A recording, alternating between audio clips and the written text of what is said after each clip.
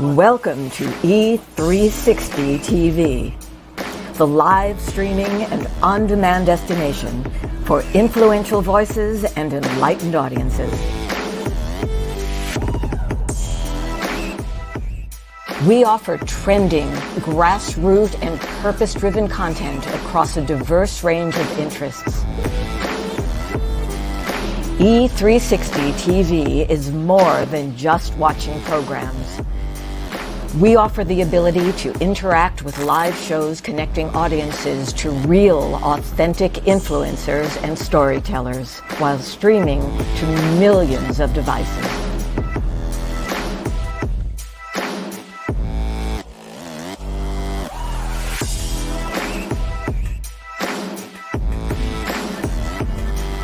Real experiences. Raw conversations. One destination for it all. E360 TV. My name is Dr. Kent Mercado, and I'm running for Congress. For the past 25 years, I've served the 11th District as a physician, an attorney, and a humanitarian. I'm running for Congress to have a larger impact and to bring your voice to Washington. I've visited every county in the district, and I've met with thousands of people, listening and learning from them about their concerns. I found that family values and kitchen table issues are what's most important. So we need to reignite the economy, improve our educational system, ensure the safety of our communities, provide access to affordable physical and mental health care, and of course support our farmers. I'm Dr. Kent Mercado, and I'm running for Congress to be your voice. Together we can make sustainable solutions for our nation.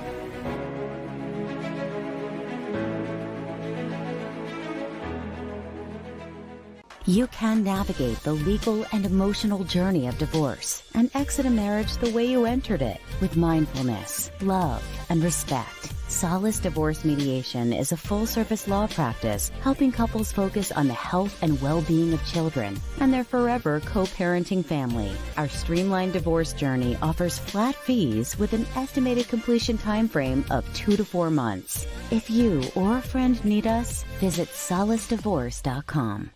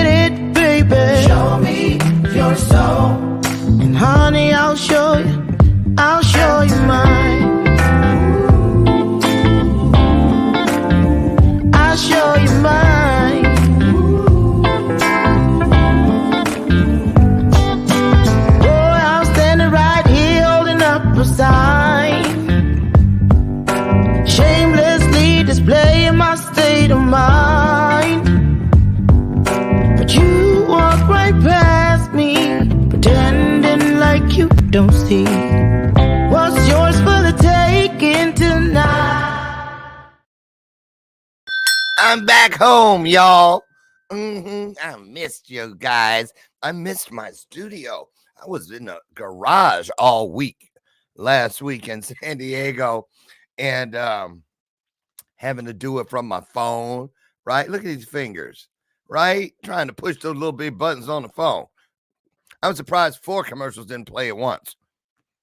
I'm not kidding. I had a great time, though, you guys. I was out at the RP XP retreat, and boy, let me tell y'all, I don't know who you thought you knew, but that guy that used to sit in this chair, Friday, when I came home a changed man. I am changed forever. I'll tell y'all a little bit as we get going through the week, but boy, because I'm gonna have some clips to show you. Seriously, I am not kidding you. I'm gonna just give you this piece. Have any of you ever heard of a thing called cradling? Where the person who is going through something lays back into the arms of the collective, and we literally lift the person up, supporting all parts of their body from the crown of their head to the soles of their feet. I experienced that. I was not the one being cradled, but I was helping to cradle. And let me tell you, I'm still saying it. I did not know this experience I had during this, where everyone was focused on one thing. See, those promises were 2 or more. We think we know what they mean. I thought I did. But Lord Jesus, hallelujah, Father Abraham.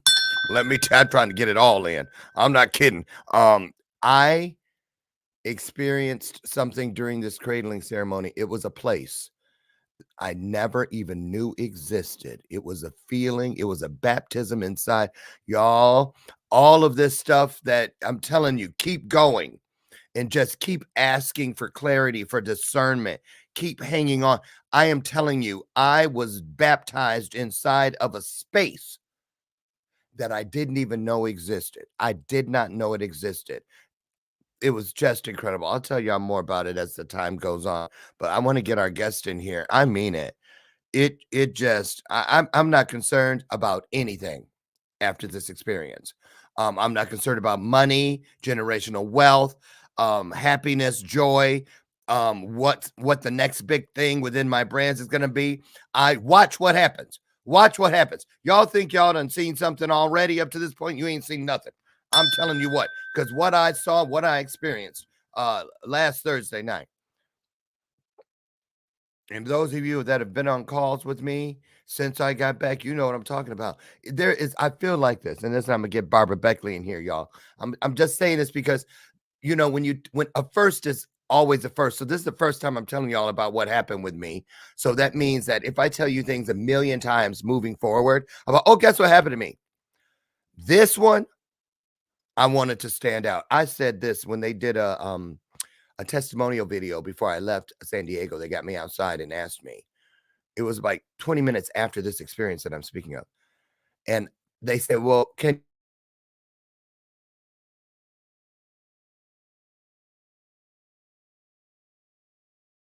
a minute.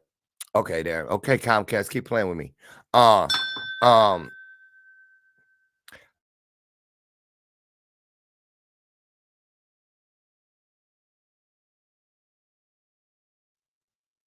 Okay, there it is. Everybody ought to get one. Everybody ought to get one of these experiences. You should not leave this journey without experiencing what I cannot even describe, which is what happened to me. It was just incredible.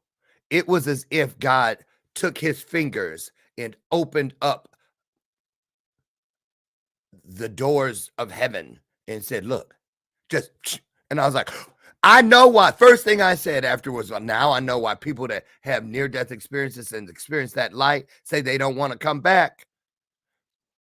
That's all I'm going to say for now. That's all I'm going to say for now. I'm telling you, boy, I thought I knew. Didn't have a clue. Didn't have a clue. Not compared to what I feel I know today. So anyway, Barbara Beckley's going to come in here. We're going to talk Diamond Factor. Diamonds are forever. Remember that from James Bond? Yeah. Barbara Beckley. Oh my goodness. I've known this woman for years. I remember she came to an event here in Chicago. We were both at it. The Levines, Jeff Levine and them. I can't remember what they called it, but what was it called? Something.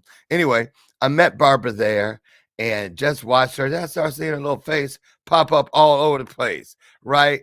I mean, everywhere. I was like, ain't that lady from Jeff Levine's group? And anyway, now and then she found her way to the E360 TV network, got a whole boatload of shows. We're going to talk about that, on her way to becoming a network president. And I just love her. Absolutely love her. So without further ado, I'm going to get Barbara in here to talk about all kinds of things today. I think this is the first time Barbara's been on my show.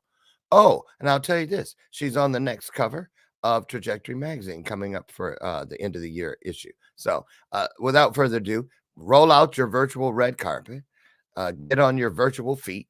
And how do you do that? You do it by putting some hearts on the screen, because here comes today's guest, kicking off the week with Barbara J. Beckley.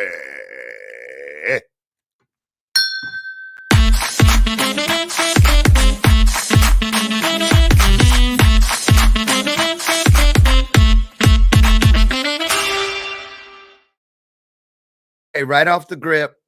Wow. How are you? Hey, Dr. Lauren Michaels here. Oh, no, wonderful, Dr. Lauren Michael. Oh, you kill me. She's always calling me Mr. Wonderful or something. And you're so funny. How are you today? I'm doing great. I'm thinking about our virtual green room talk. So I said, okay, I got to be careful. Oh, yeah. We're going to put a little bit of that out there. Has to do with a platform, a social media platform that will remain nameless. Let's put it this way. Your best friend, your BF, flip it. I'm just covering my butt. Don't make me take you to court. Whoever owns it now. That platform has kicked Barbara off permanently, they said. Like you got caught snatching a baby or something. I'm like, what? Sweet, innocent little Barbara Beckley? Oh, wow. Well, we'll get into that. Before we get started, I want to ask you something. The name Barbara, everybody likes to give it a nickname. Barb. Oh, Babs. Lord. Babs. Yeah. Mm-hmm. Have you ever been called Babs? Yes, I have when I was younger. In Babs. fact, my mother. Yes. And I was like, first, when I was younger, I didn't know where that came from because I was too young to figure out what it was. I was Barbra like, okay, Streisand. where did it get from? Yeah. And then my mother, because my mother named me, that's what she named me after. She named me after, she loved Barbra Streisand. She loved her, singing and everything. I mean, she was like a Barbra Streisand fan. So she named her first child, well, only child. Call your mom, tell her she and I need to have lunch. Is she still alive? Okay. No, I'll have to call her from the heavens, but she yes. Yeah, oh my God, are you kidding me? Love. That was her lady. Yeah, that was her. I'm telling you, she named me after her. Yeah, we would have got a lot. Ouch! I found out why I keep getting kicked off the internet. Oh boy! Guess what it is? My guy put a fan in my laptop and forgot one of the corners, the one where all the stuff is plugged in, is up. Oh, yeah. It didn't click shut all the way. Because I was wondering, how's the TV on and all these different things. Mm. And then I keep getting, so anyway, we figured out it's coming Wednesday to fix it. So Barbara, let's get started. You do everything we see you doing. You have how many shows on the E360 Trajectory Network? Right now, I have three. Three. Yes. And you're building. Oh, you have a new one coming too. Well, I have a few, but I'm not on some of them. Thank God.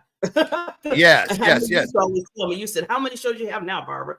So you're right. It's getting to be kind of too much.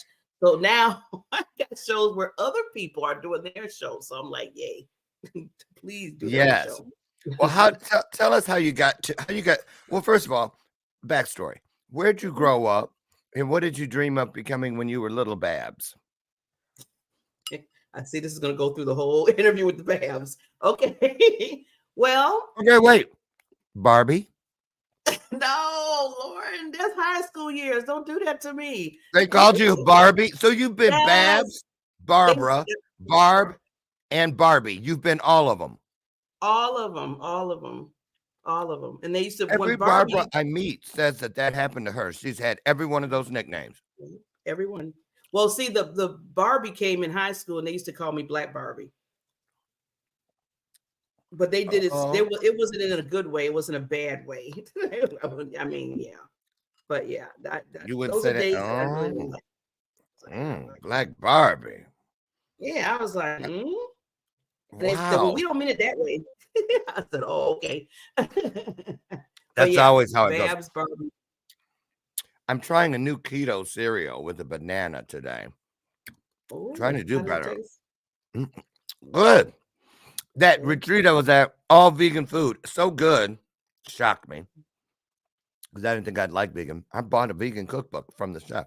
I'm going to do a vegan meal once a week. I'm telling you, everything, I want to change everything. I want everything to be better this coming year. Everything, my health, my wealth, everything. Everything. I even want my toenails to be better. We ain't even gonna go there. You think your social media platform story is something? We don't even go into them toenails, girl. No.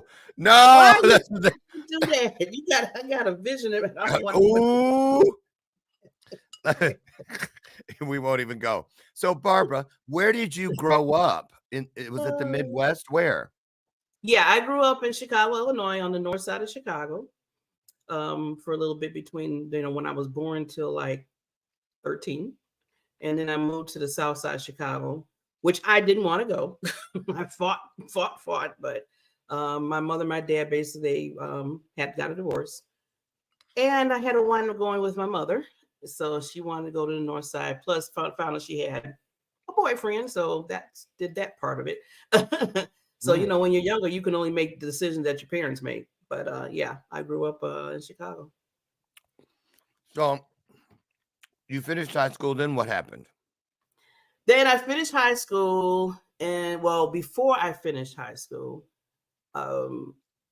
something very, very, very detrimental happened in my life, which changed the trajectory of my life.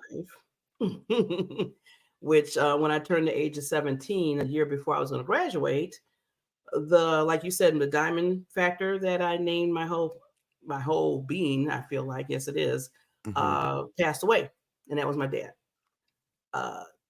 Jim, he was the one that told me, you're a diamond in the rough, Barbara. You are going to be something spectacular. Don't let people tell you differently. Because at that point in time, everybody was telling me either from ugly to fat to alien. I'm telling you, Lauren. I mean, they even told me, they said, they used to call me E.T. They said, E.T., you need to go back home. And I was sitting there like, wow, I mean, I'm that bad that I'm from another planet, really? So it was bad, really heavy bullying that I got when I was younger. But my dad was always the one that's always encouraging me, hugs me, kisses, all that stuff. Well, at the age of 17, he passed away, but he got killed. He was murdered. And shattered my whole entire. Oh my goodness, Barbara, I didn't know that. Yeah, whole entire life. But the thing is, Lauren, and you were talking about, God and how opening the, gates and everything like that. Yeah. That happened to me because after he passed, I went into a whirlwind to the point where they had to send me to the hospital and do a 48-hour suicide watch because I was to that point of saying, I'm done. Why should I even stay here?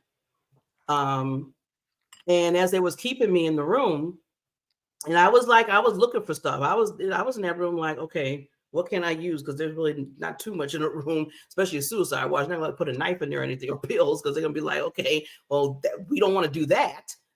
So I found a butter knife. You're wrong. I found a butter knife. You found a butter knife? I found a butter knife. So I said, okay, this might have to do. It might take a little longer, but it might do the trick. That was in my mindset at that time because I wanted to go. So the nurse came in and she's like, I got to take your vital signs. Miss Beckley, and I said, okay, do what you got to do, but you leave quick because I'm trying to do what I need to do. I mean, that was in my head. That was the only thing going in my head, Lauren, because I was just like, I was done.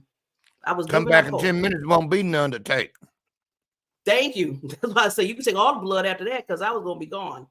But before she left that room, Lauren, this is where that open curtain. Yeah. She turned around. Now, this woman didn't know me from nobody. She didn't know my dad. She didn't know anybody in my family. All she knew is that I was 17 years old and I was going through trauma. And she came back. And I'm still looking at her like, okay, didn't I tell you? In my mind, I said, would you just leave? Because I'm trying to. Dang, what you doing back?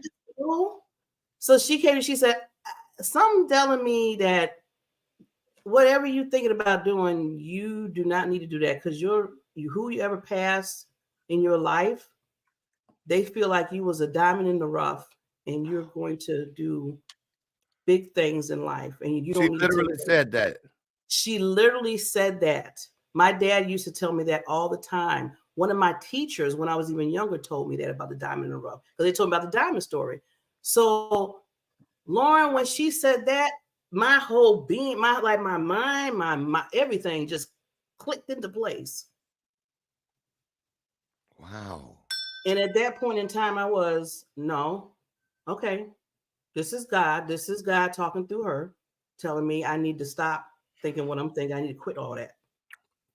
Yeah. And just like that. That paved me the way to say, if I don't do anything in life, I'm going to make sure at that time will make my dad proud because he believed in me and he's going to be the one. That was my anchor at that time. And then God, Right. of course. I figured, I think I caught when you said about when the divorce happened and you moved with your mother. I think you kind of said, and I had to go with her. And you didn't really, so I figured, oh, you really wanted to go with your dad. Yes. Let me ask you, did you ever think like if I had gone with him, maybe it would have, did you go through all of that? He wouldn't have gotten murdered. And then did you blame your mom? See, if you hadn't taken me, I can just see how many back and forths. Oh my God. Now, are you an only child? Yes. You are? Yeah. Yes. You're an only child and you were dealing with all that bullying and stuff? Yes. Yep. Only child. And Barbara, I find it so ironic that you came through that. When I met you, I told you, I said, oh my God, you have one of those famous personas. You do. There are certain people that just have a look that you just know is going to be a famous look. No one looks like them. Mm-hmm. And remember when I was telling you this? Oh my God, you should be on the box. You need some pancakes or some any kind of anything, moisturizer. Anything you put your face on it, people are gonna fall in love with it. So wow. So let me ask you. You're in the behavioral sciences. This thing happens. Yes. Wow, it just dawned on me. So wait a minute. Both parents are gone. You have no siblings. Nope. You don't have children. Nope. That's another story. And you're getting divorced as we speak. Yes. Well, that day, that's a celebration, but keep going. Right. And here you are on all these television shows, constantly pouring into the world to keep this stuff moving forward and to keep people moving forward. How do you do it? Yeah. I mean, seriously, I mean, I don't have many people that I can go to. Seriously, you'd think with two families, but no. Brian, pretty much. Brian and a couple really great friends, Jason Cisneros, Mark Haddis. I have that. So what's that like? I bet you have some really good friends, huh? I have two good friends. One of them is just recently came into my life as my pastor. And that was a godsend because I love her. Yeah, you met her, Pastor Christina. Yes. Yes. Beautiful spirit. Beautiful, beautiful spirit. And just a really close, most pastors, some people be like, okay, that's my pastor, I can't say nothing, I can't really hang out, I can't be like what I want to be like, be me, right? Total opposite with her, and I'm loving it because it's making me feel so welcome, like family. And that's something that I thought I was okay. You keep moving, like you said, Lauren, you keep doing what you have to do, like the shows and everything. But then I knew something was still kind of missing a little bit. And when she came along, her and her husband, I was like, wow, that's looked like what I needed, and didn't even realize it. Yeah. Well, and you have us. Oh yeah, We're your definitely. family Yes, too. Mr. Wonderful Lauren, of course. You have encouraged me when we first met. Now we didn't go there, but when you got up, I forgot what it was called too. I forgot. I was like, when you said the name, I said, yeah, I don't know the name of it either. That's Oh, not the saying. event? I know, I can't remember it I either. said, ooh. So I was like, ooh. But the only thing I remember, and I know I'm probably gonna get some slack for it, which I don't care, is you. When you took on the stage, well, it was not, we were like in an auditorium, but you were like in a more, convenient place, and you took the stage. I say you took the stage. I was like, okay, whatever I do, I'm not leaving out here until I meet him, even if I say Barbara Beckley and then keep on moving so he can remember who I am. Oh my goodness. You're so silly. I just love you. I just knew it. I said, that's the next level that I want to be in. You always look for people like that to say, okay, where do you're moving forward, especially in this industry, what we're doing. And I said, especially with the speaking that time too. And I seen you and I said, that's it. That's what I want. Boy, that was back in the early days too. I know. Just I getting know. I was doing started. that traveling. Remember, you just found out that I was traveling from Wisconsin Wisconsin. to Naperville. It was it Yeah. Naperville? Yeah, Naperville. Mm-hmm. And so, Barbara, so, okay,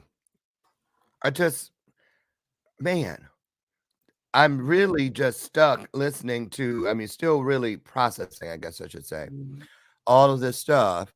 Mm-hmm. Okay, so you Mm-hmm. move through life, and at what point of your life did you start looking for all the things that you know what I mean? Because that's one thing about you. You always in something.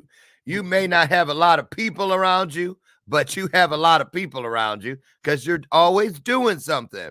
So when you started the quest, Mm-hmm. going to events and this and that, what was it you were trying to put your finger on? What do you think today it was? And did you find it?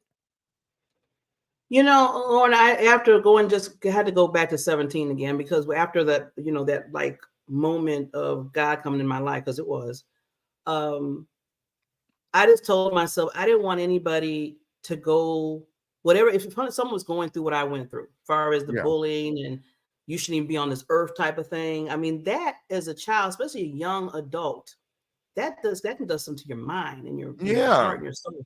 I mean, somebody telling you that you shouldn't be on this earth, why are you here? That is deep.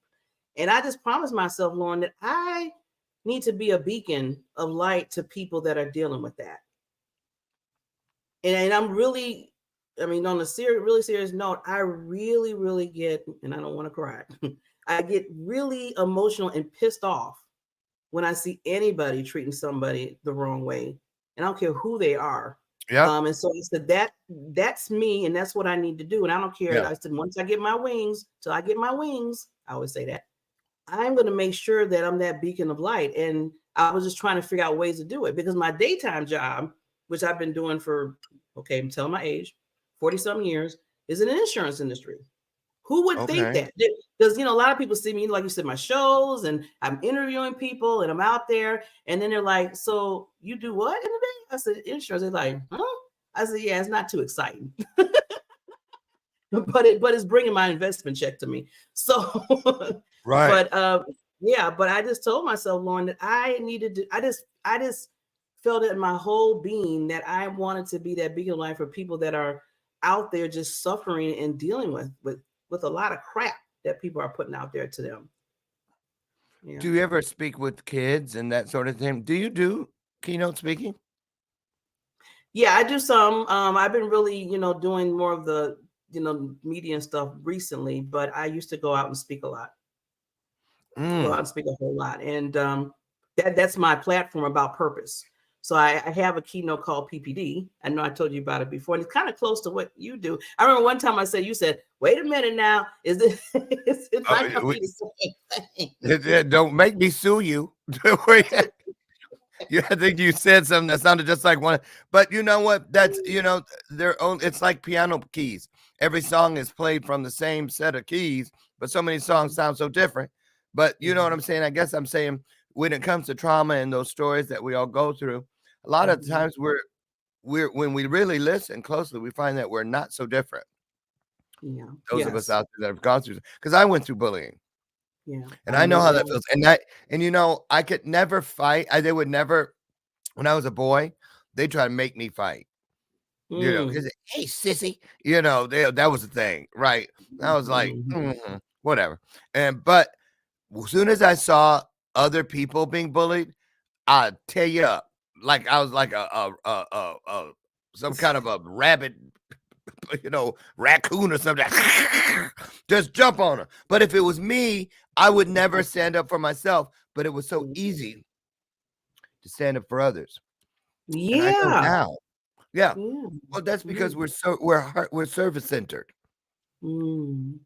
Even then, in the midst of all that, we still had an innate need to be of service to others Yes. before we Yes. could even be of service to ourselves. Mhm. So let me ask you something. So today, when it comes to um, the bullying and stuff that you went through, how do you use it today to help others in whatever it is that they're dealing with that might not feel so comfortable? And how does it make you feel now to be able to do this kind of work? Lauren, it makes me feel so good to the point where some people keep telling me, well, don't lose yourself, Barbara. You always cheering for so many people and putting them on the pedestal and being their cheerleader. They said, don't forget you. And I said, no, I'm not forgetting me, because that's what I like to do. I like to see people when they tell me the aha moments they have, when we either I do my coaching or be on my show and tell me, wow, I feel more comfortable, or wow, I feel more confident, or I didn't know I can do this, Barbara, and you told me I can do it, and I did it. See, that kind of stuff, Lauren, it pulls on my heartstrings, because that's what I want to hear. And see, in some cases, I didn't get that. Just real quickly, I mean, some of my storyline too. Mhm. I was, sexually assaulted, abused when I was 23, and people said basically I brought on myself. So I didn't get the oh my God, So I got that when I went through my cancer thing, and when I turned 45, I had uterus cancer, and being with him in a marriage that was crazy. Mhm. Basically told me I brought it on myself. Found I couldn't have children because of that. And they said, well, you brought on yourself. See, that was just like the theme thing. You brought on yourself. And I'm like, how am I bringing all this stuff on myself? I didn't ask for all this. I mean, in the back of my mind, right? It's like, I mean, we laughing, but come on now. it's like, what? You sat on that picnic bench over there by that sycamore tree. Don't you know you'll get cancer? I mean, what does that mean? You brought it on yourself? Yeah. And I was like, am I a bad person somewhere? It's like, okay, yeah, boom, boom, you get this. Yeah. I feel like the price is right. So I was like, what's this? Yeah, curses and stuff. And they were really trying to put that on me. And I had to rebuke that. And that's a whole nother story. But yeah, I had to stop that, because I'm like, no. And it seemed like all that was building, Lauren, of what I was trying to do for others. Because all that stuff in those different sections of my life, I said, no, no. This is not going to happen to others. I cannot let this keep moving on. And then now I know there's reasons why I went through what I went through. Because some people be like, "Hey, bro, you went through this, and this." I said, but first of all, everybody goes through their stories. I get that. I said, but it depends on the choice you make on how you're going to work the story in your life, the journey, and say to yourself, are you going to be that victim, or are you going to be the person to say, you know what, I need to get up and do and make sure maybe others don't go through that. Be that, like I said, beacon of light. I always say the lighthouse of the world. So that's basically that's what keeps me moving. That's the drive that I always have, is making sure that that I'm there for people. Yeah. And I feel like through my shows and through being out there in the media and just saying, here's a woman that people said I was the ugliest thing in the world. People said I was the biggest thing in the world, not big like popular, but big like fat. And I'm doing shows. I'm showing people to do shows. About to be on the cover of a literally, magazine. I yes. know. Congratulations. And and it's so, let me ask you this. Have you ever been to a Yeah. reunion? Class reunion? Yes, I have. You did? Yeah. I've When you never said that, gone back yet. I've never gone back yet. I didn't feel I would go now. There was supposed to be mm, one during COVID, but of course it was COVID. mm, I would have mm, gone, I think. mm. Talk about that. A lot of people, what was that like? Going and what made you go back to the proverbial scene of the crime? I mean, You really, know did you want what? to go back and say, look, I don't care what y'all said, and I am a happy, thriving, successful woman? Talk about that. What was that like? Was it easy? Was it hard? Yeah, because I went to just one reunion. I think it was our 25th reunion or something like that. And my bestie, the other friend, like I said, in my life, we've been knowing each other since we were 16. Well, we met in high school. And she called me. She said, well, Barbara, Hyde Park, because I went to Hyde Park, a career academy. And she said, you're going to go to reunion. You see that? I said, no. Soon as she called, I was like, no, why should I go? They're the ones. And then all of a sudden I stopped myself in the midst of me telling her, they're the ones that I stopped. And I said, wait. Why am I going to give them power? What am I doing? Change it, trajectory of it. Mhm. Change it. So I said, you know what? You're right. I'm going to go. And she's like, oh. She was kind of, because I was just going into, that mode of forget them, said some bad words here and there. I didn't want to be just a family show. No, I'm not going to go. I'm just not going to go. But I switched it because I said, Lauren, again, if I'm talking about helping and making sure that you're okay and showing people and showing up, that's what I did. So I went, and the funny thing is, Lauren, all the people that were like, how in the yearbook where it says this is gonna be the most popular and this is gonna be the most Mhm. this and this is gonna be the person they're gonna succeed in life and all that kind of stuff, Right. And the only thing they had for me, I think it was, I don't even know, I was hidden somewhere. It was a pep rally, and you can see my little face over there in the corner somewhere. Buried behind a bunch of A bunch of people. And when I went there, all of that was opposite of what they said there was going to be when it was in the yearbook. all the And I was like predictions. the one that was like more, doing more of what they were doing. I was like, see how things change. But you know That's what? Even with that, I didn't get upset. Because first I could have witnessed and said, ha, ha, ha, ha. You said, and I could have did all that kind of stuff. But I'm like, well. look who you Right. have here. Right. Mr. Popular became Mr. Beer Belly. I mean, that's Right. what was going on. Exactly. That's how it was in my So, class. yeah. It completely flipped. I saw the pictures and I heard the stories, even though I hadn't gone. I had friends who did go. Mhm, So excuse me. Let's talk about that piece. mhm, Because I recently experienced that. You know, my he was here on the show. Some of you probably remember Henry, my adopted brother, who I hadn't spoken to in 50 years. And last year in December, whenever the movie came out, Heathen, he saw the movie and called me. I don't know where he got the phone number, but he called me and left a voice message. And it was, I still have it on my phone. And I had rehearsed for decades because it had been 50 years. Like I said, I was a kid. mhm, And I had rehearsed. You'll see when the day comes, you're going to come crawling back. You're going to want me in mhm, your life. And when you do, and I had practiced all these things I was going to say, like you say, now, now you know me, And then in that moment, when I called him back, it wasn't until I heard his voice on the other side of the phone that I realized I was no longer that person who had been rehearsing all these shitty things that I rightfully, justifiably so, could mhm, say, mhm, but I just did not. There was no. These were mhm, zero spiritual, 0 calorie words. They had no healing within. They had nothing, no good intentions within, and they would not pass my lips. And so I learned a lot about myself in that moment. And it sounds like you did too. Yeah. When Yeah, you went back there. because I said, do I want to turn to the people that was crucified? Well, I put it in Well, crucified. yeah. No, Do I want to turn to that's people real that talk. yeah. Do I want to turn to those individuals that was crucifying me?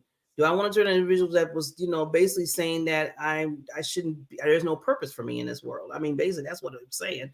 So I'm like, I can't do that. I'm the one that's trying to be the cheerleader for people now. And I'm going to turn around and be the other bad guy.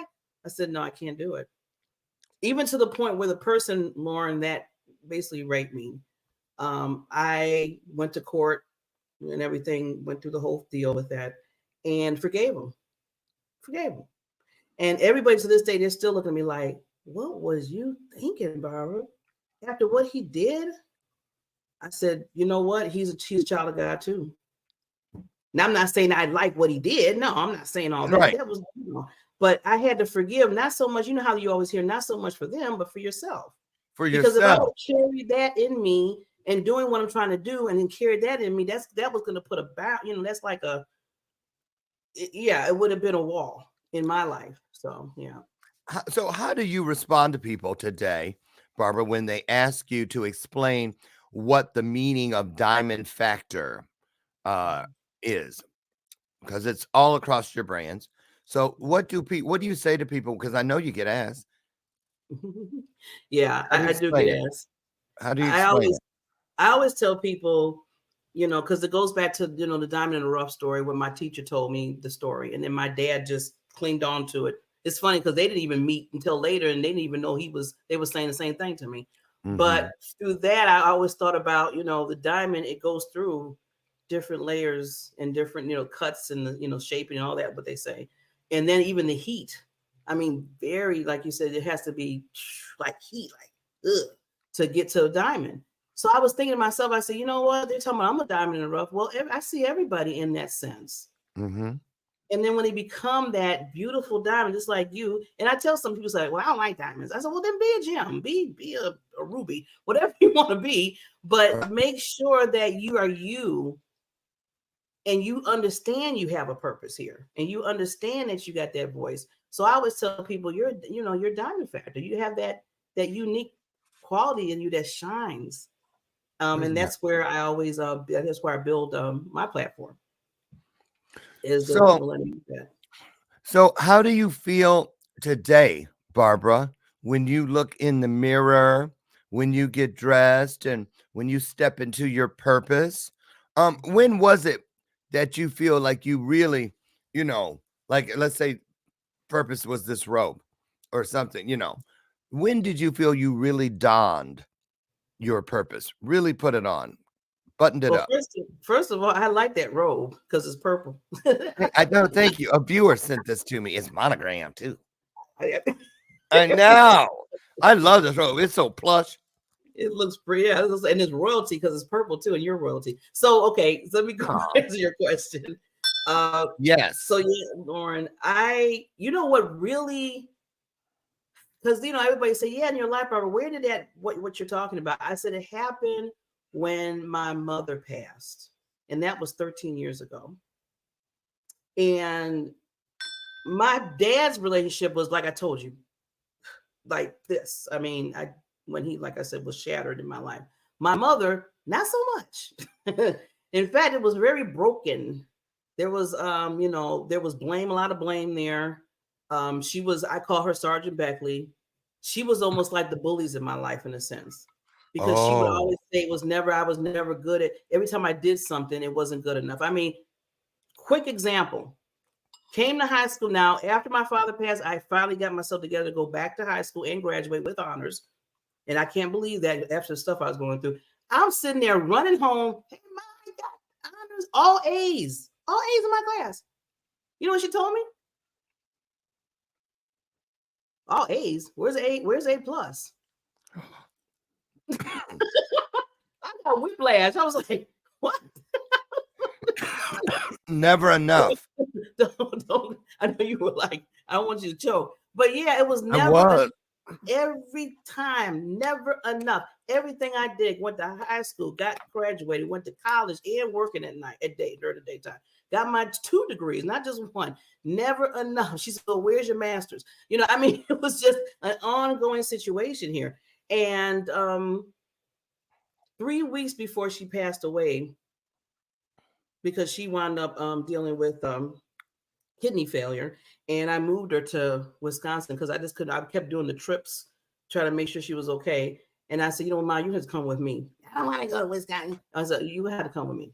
We're not going to argue with this no more. You can hate all you want. You're coming with me. So she stayed the next 3 years, you know, with me. And 2 weeks before she passed, we because she used to like to go out to breakfast. That was her thing. She just loved breakfast, and she loved like being Miss Queen, being Miss center of attraction. That's what she was. Yeah. And I asked a question to her, and I was like, Ma, I have to ask this. And she's like, what? Because she just had that, that was her. And I said, why did you love me? I mean, do you love me? I mean, I asked that question to her. And I was at that time 42. I said, did you? Because it seemed like I was not doing nothing right. It was like, and it seemed like I was, just going through trying to do right for you, because you seemed like I wanted your approval on stuff, and sitting there still going through the other craziness I was going through with others, and still trying to prove myself to you. I said, was I adopted? I mean, I asked her. My goodness. She looks at me. She's like, she got that mother look all of a sudden, because one thing she can do that look. You know how those mothers have them look, and you be like, you better not go there. I messed up. Or I talk back. I messed up. She gonna, and she would do that. Right. I mean, when I was doing, she would. So she looks at me, and she's like, "What are you talking about? You adopted?" She said, "Believe me, if you was adopted, I wouldn't go through all the stuff I went through with you, pushing you and stuff." She said, "I didn't want you to become me. I didn't want you to be the young girl that came from Mississippi that just got a 7th grade level school and was having to work in factories, and people saying that you're stupid and stuff like that." And she said, and then to the point where I became in my own family, and this was like huge when she said this, which I didn't know none of this. That's why I said, learn people's stories, that they prostituted her, she said, when she came from Mississippi to here. Because she was real, my mother was real pretty lady and everything, and skinny, everything. And they said, you don't have to go to school, you don't have to work. We're just going to make sure you do this.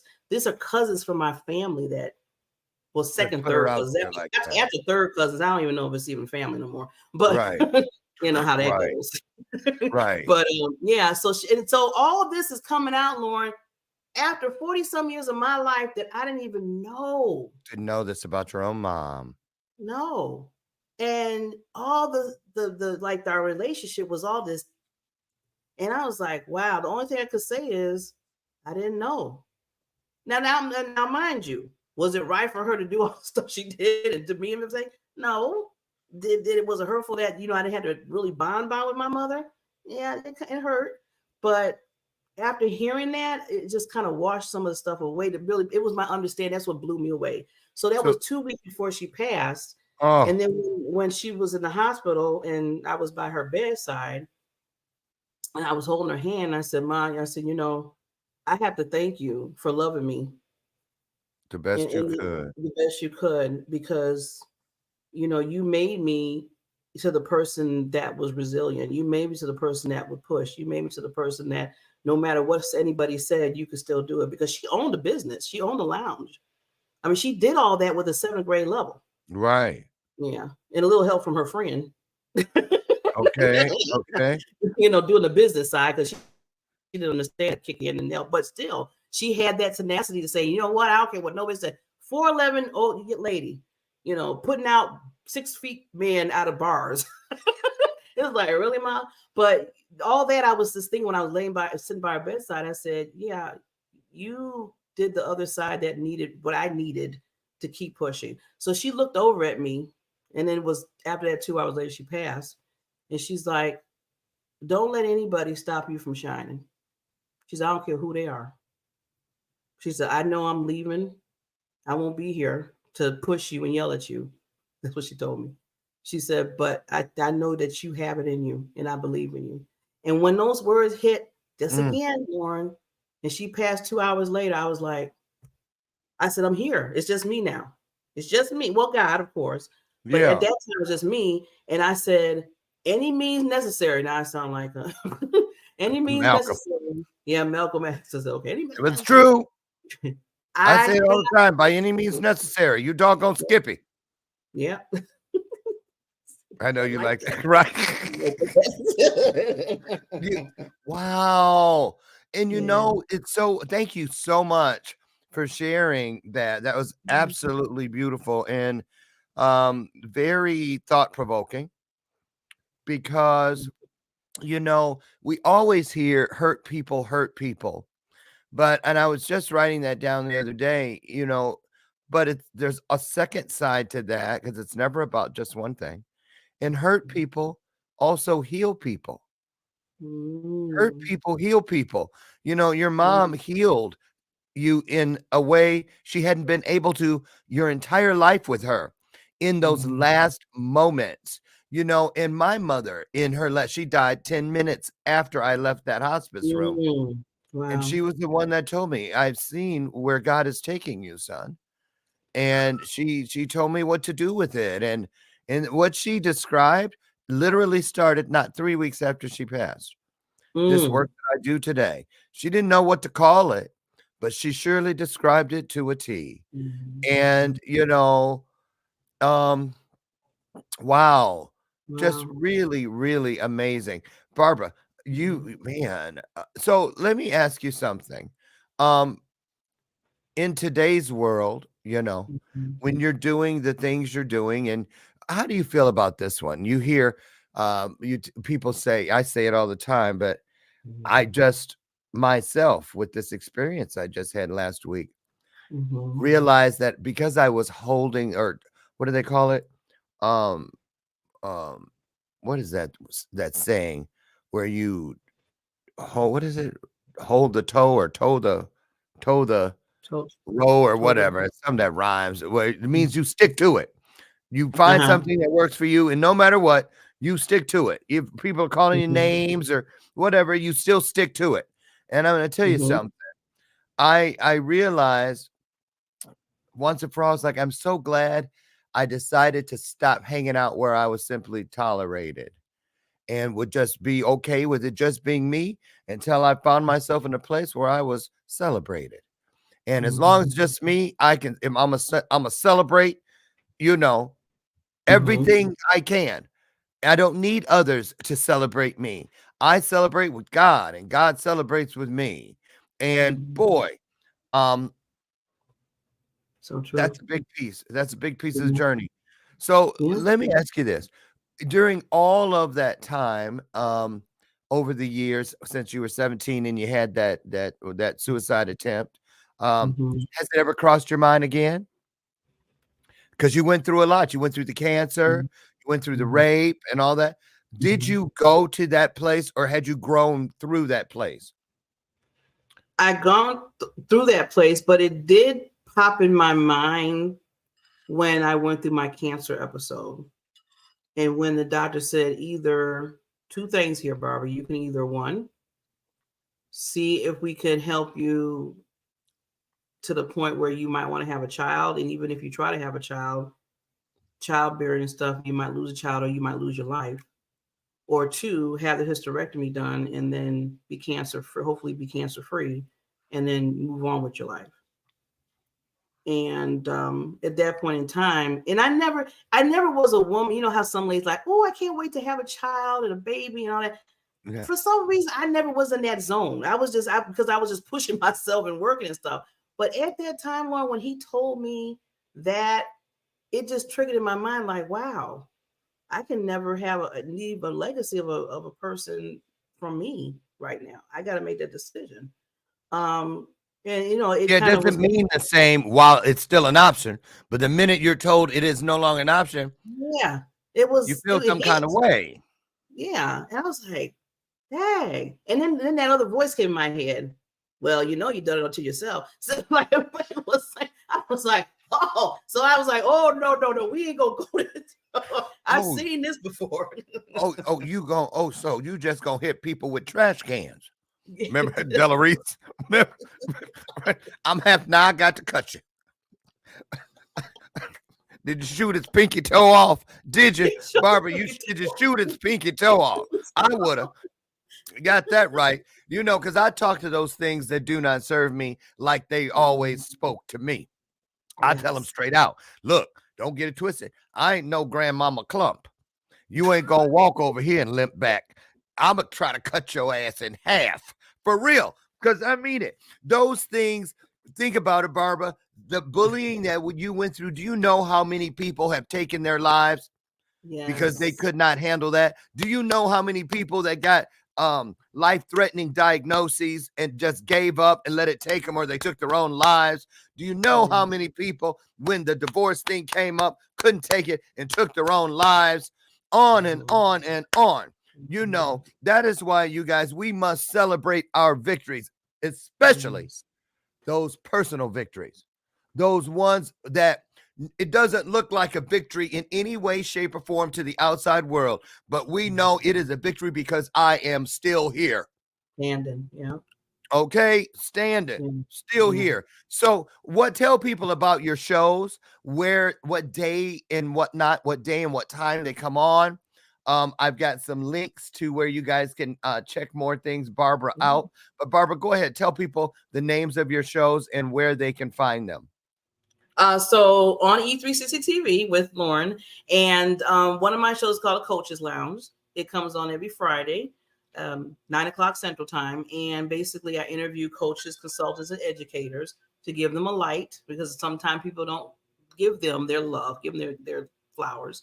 Another show, Help Humanity, comes on first and third Thursdays, 8:00 in the PM, 8:00 p.m. Central Time. Basically nonprofit organizations. If you have a nonprofit, you want to shine a light on them, please come my way. And then I have the BBs, Time to Shine, on Tuesdays at 9:00 Central Time. And it's myself and Barbara Ellis showing her some love. We just basically Barbara. Have some fun interviews. Yeah. So those are the three, and more to come from other hosts, not just me on it. Not just Barbara, but other hosts, and they're all great. And yes, looking forward to that. And shout out to Barbara Ellison. I had on my Impactor t-shirt the other day, and Brian goes, "Hey, you got on the next Impactor shirt." Yeah, so Barbara was one of our contestants in the next Impactor back in 2019. And a retired nurse, right? Barbara Ellison, a retired nurse. Yes, I remember that about her. And Barbara, you coach people? Yes. You talk about your coaching. Yeah. So I coach people, the PPD, I call it Purpose, Passion, and Drive. And I coach them, first of all, to understand who they are. That's what you almost got sued for. That's what I almost got. Two of my 3 P's. You lucky you didn't touch that third one. We'd have been talking about court. And I didn't even know. I know it. But see what I'm saying, though? Because it's really what God has us all doing. You see? So it belongs to all of us. Keep going. Keep going. So who is your ideal client? What kind of person is perfectly suited for what you do in your coaching?